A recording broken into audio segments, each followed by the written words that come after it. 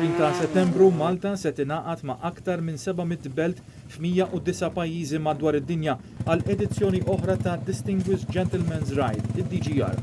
Din l-inizjattiva li ta' fil-bidu tagħha fl-Awstralja fl-2012 tiġbor flimkien sewwieqa ta' muturi klassiċi, bi stil klassiku u vintage li jkunu libsin b'mod formali għal dawra biex jiġbru fondi bris il-Movember Foundation li tiffinanzja riċerka biex tkun miġġielda l-marda tal-kanċer tal-prostata u s-saħħa mentali tal-irġiel. Dan fid-dawl tal-istatistika inkwetanti li 3 minn kull 4 suwiċidi isiru minn irġiel.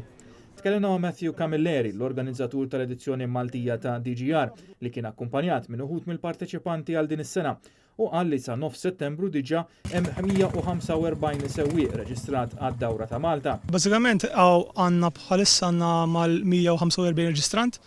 Issir biex itqajjem kuxjenza u niġbru flus għal Movember Foundation li tiġġieled kontra l-kanċer tal-prostata u suicide prevention.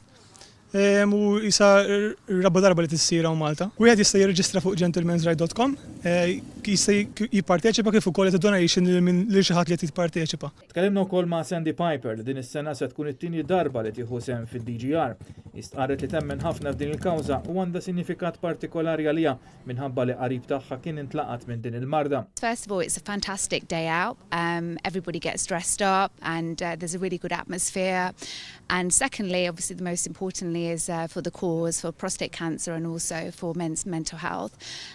Personally for me, I was affected by somebody in my family as well. So being part of this ride is it's a great honour and it's great that so much is being raised for some of these causes. Min barra donazzjoni mis-sewwieqa nfushom min iġor passiġġier miegħu wkoll jagħti donazzjoni filwaqt li raba u ħbieb tal-parteċipanti jistgħu jisponsorjaw id-dawra tagħhom billi jagħtu fis-sit gentlemansride.com.